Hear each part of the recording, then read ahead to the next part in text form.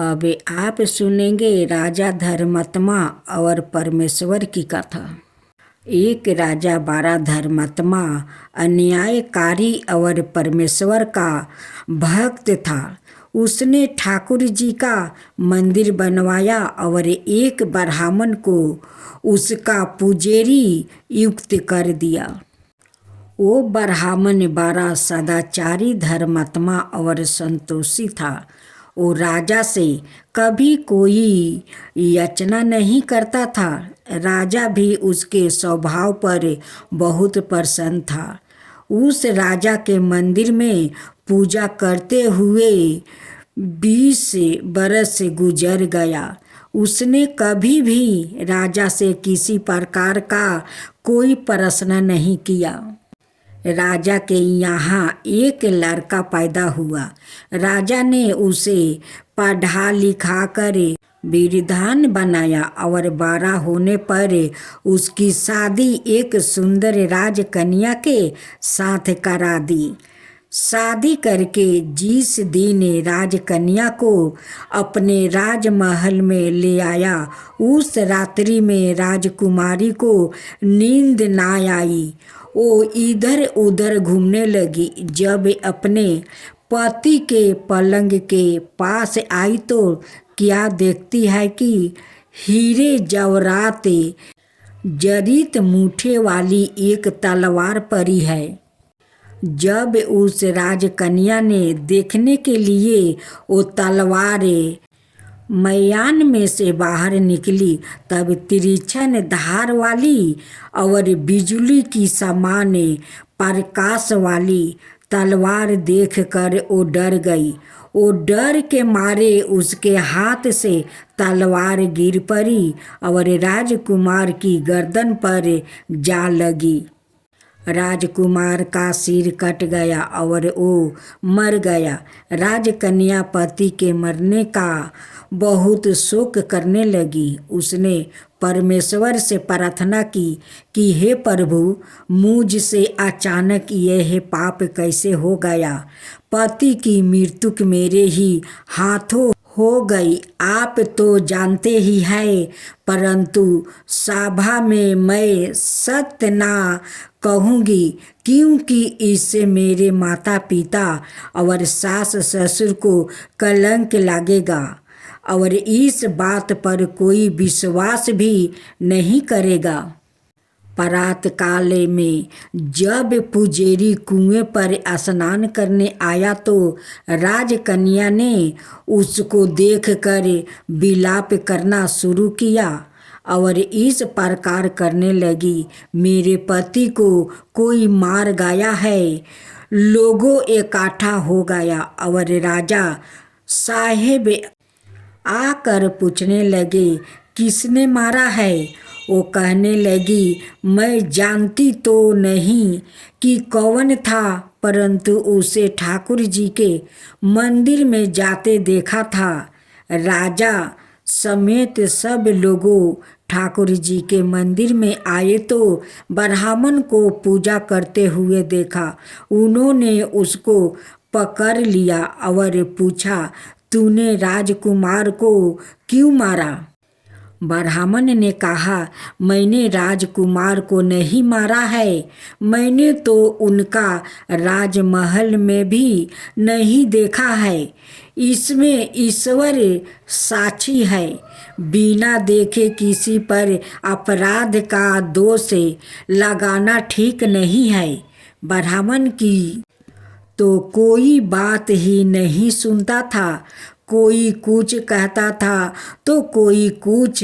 राजा के दिल में बार बार विचार आता था कि यह ब्राह्मण निर्दोष है, परंतु बहुतों के कहने पर राजा ने ब्राह्मण से कहा, मैं तुम्हें प्राण दंड तो नहीं देता, लेकिन जिस हाथ से तुमने मेरे पुत्र को तलवार से मारा है, तेरा वो हाथ काटने का आदेश देता हूँ।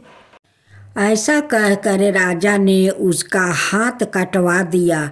इस पर ब्राह्मण बड़ा दुखी हुआ और राजा को अधर्मी जाने उसे देश को छोड़कर चला गया। वहाँ वो खोज करने लगा कि कोई वृद्धन ज्योतिषी मिलते तो बिना किसी अपराध हाथ कटने का कारण उससे पूछूं। किसी ने उसे बताया कि काशी में एक वृद्धन ज्योतिषी रहते हैं। तब वो उनके घर पर पहुंचा। ज्योतिषी कहीं बाहर गए थे। उसने उनकी धर्मपत्नी से पूछा, माता जी, आपके पति ज्योतिषी जी महाराज कहाँ गए हैं? तब उस स्त्री ने अपने मुख से अयोग्य असहाय दुर्वचन कहे, जिनको सुनकर वो ब्राह्मण हैरान हुआ और मन ही मन कहने लगा कि मैं तो अपना हाथ काटने का कारण पूछने आया था, परंतु अब इनका ही हाल पहले पूछूंगा। इतने में ज्योतिषी आ गया। घर में प्रवेश करते ही ब्राह्मणी ने उनके दुर्वचन कहकर उनका तिरस्कार किया, परंतु ज्योतिषी जी चुप रहे और अपनी स्त्री को कुछ भी नहीं कहा। तदंतर में अपनी गद्दी पर आ बैठे। ब्राह्मण को देखकर ज्योतिषी ने उनसे कहा, कहिए ब्राह्मण देवता, कैसे आना हुआ? आया तो था अपने बारे में पूछने के लिए, परंतु पहले आप अपना हाल बताइए कि आपकी पत्नी अपनी जुबान से आपका इतना तिरस्कार क्यों करती है, जो किसी से भी नहीं सहा जाता है और आप सहन कर लेते हैं। इसका कारण क्या है? यह मेरी स्त्री नहीं, मेरा कर्म है। दुनिया में जिसको भी देखते हो, अर्थात भाई पुत्र शिष्य पिता गुरु संबंधित जो कुछ भी है, सब अपना कर्म ही है। यह स्त्री नहीं, मेरा किया हुआ कर्म ही है और यह भोग बिना कटेगा नहीं। अपना किया हुआ जो भी कुछ शुभ अशुभ कर्म है, वो अवश्य ही भोगना पड़ता है। बिना भोगे तो सैकड़ों कल्पों के गुजरने पर भी कर्मों नहीं टल सकता। इसलिए मैं अपने कर्म में खुशी से भोग रहा हूँ और अपनी स्त्री की ताड़ना भी नहीं करता, ताकि आगे इस कर्म का फल ना भोगना पड़े। महाराज, आप क्या कर्म किया था? सुनिए। इसकी पीठ पर फोड़ा था। फोड़े की पीड़ा से यह बड़ी दुखी थी और कमजोर भी हो गई। मेरा स्वभाव बड़ा दृष्ट था, इसलिए मैं इसके फोड़े में चोंच मार कर इसे ज़्यादा दुखी करता था।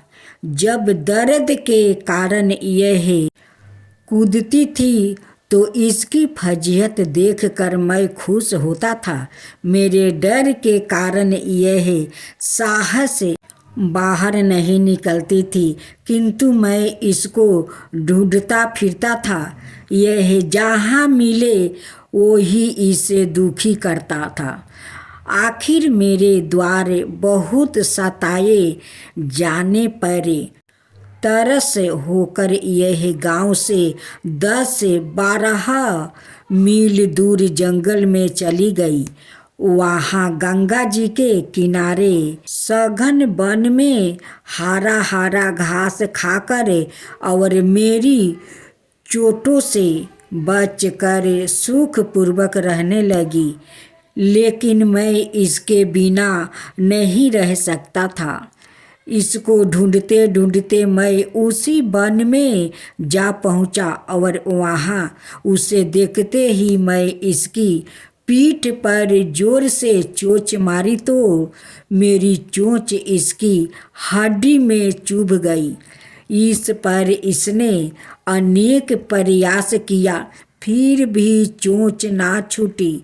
मैंने भी चोंच निकालने का बड़ा प्रयत्न किया, मगर ना निकली।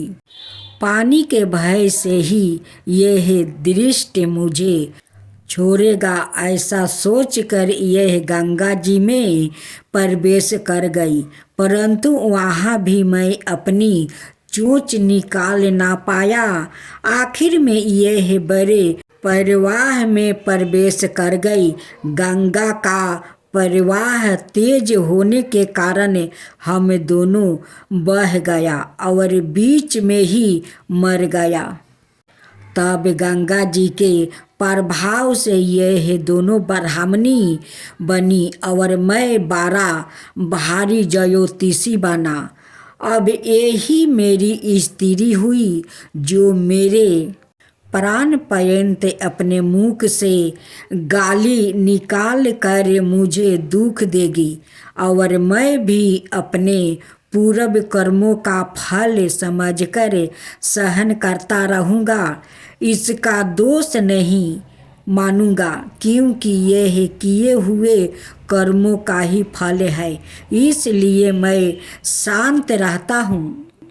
अब अपना प्रश्न पूछो। ब्राह्मण ने अपना सब समाचार सुनाया और पूछा, अधर्मी पापी राजा ने मुझे निरपराध का हाथ क्यों कटवाया? ज्योतिषी राजा ने आपका हाथ नहीं कटवाया, आपके कर्म ने ही आपका हाथ कटवाया है। किस प्रकार पूर्व जन्म में आप एक तपस्वी थे और राजकन्या गौ थी और राजकुमार कसाई था।